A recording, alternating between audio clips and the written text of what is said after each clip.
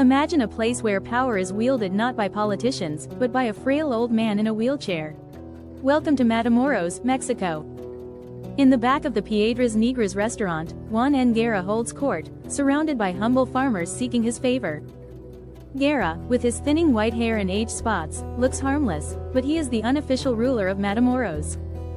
His nephew, Juan Garcia Abrego, learned the ropes of the drug trade right here, under Guerra's watchful eye. Garcia Abrego's ambition took him from a factory worker to the head of the Gulf Cartel, one of Mexico's largest drug trafficking organizations. The Gulf Cartel controls nearly all narcotics entering the U.S. through Matamoros, flooding Texas banks with drug money. Attorney General Dan Morales estimates $30 billion a year in drug money is laundered through Texas banks. The cartel's operations are vast, moving cocaine from Colombia through Mexico and into the U.S., then hauling the proceeds back south. In Soto La Marina, a quiet village, Garcia Abrego bought ranches and turned them into drug trafficking hubs.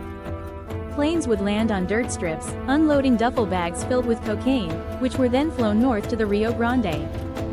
Garcia Abrego's trusted men, Medrano and Malherbe, oversaw the cocaine's journey into the U.S., bribing officials to look the other way.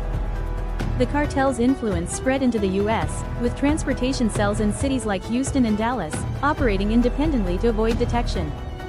Tony Ortiz, a key player, used commercial freight companies to move cocaine, blending it with legitimate goods.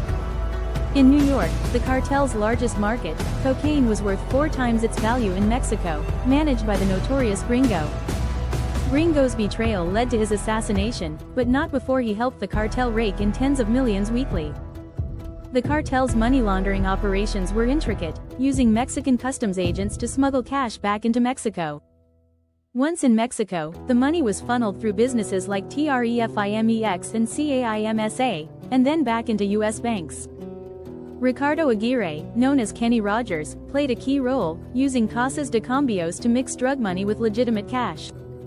Millions were wired from First City Bank in McAllen to Swiss accounts, hidden behind shell companies like White Horse Investments. Even with these elaborate schemes, only a fraction of the cartel's billions were ever tracked down by prosecutors. Despite the staggering sums, most bankers handling the dirty money were ignorant of its origins, committing no crime.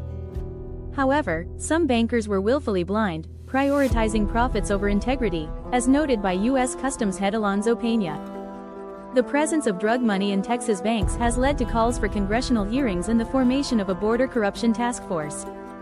In 1996, Garcia Abrego's luck ran out. Betrayed by a former ally, he was captured and deported to the U.S. as an undesirable citizen.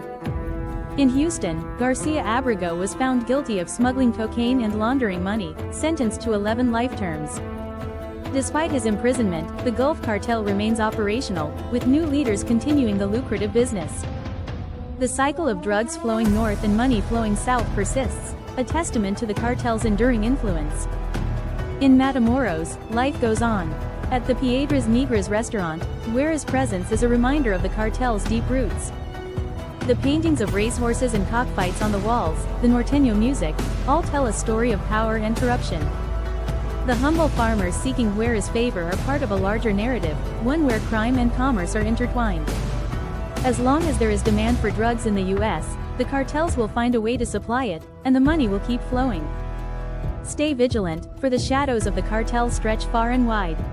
This is the story of power, corruption, and survival. Crime knows no borders.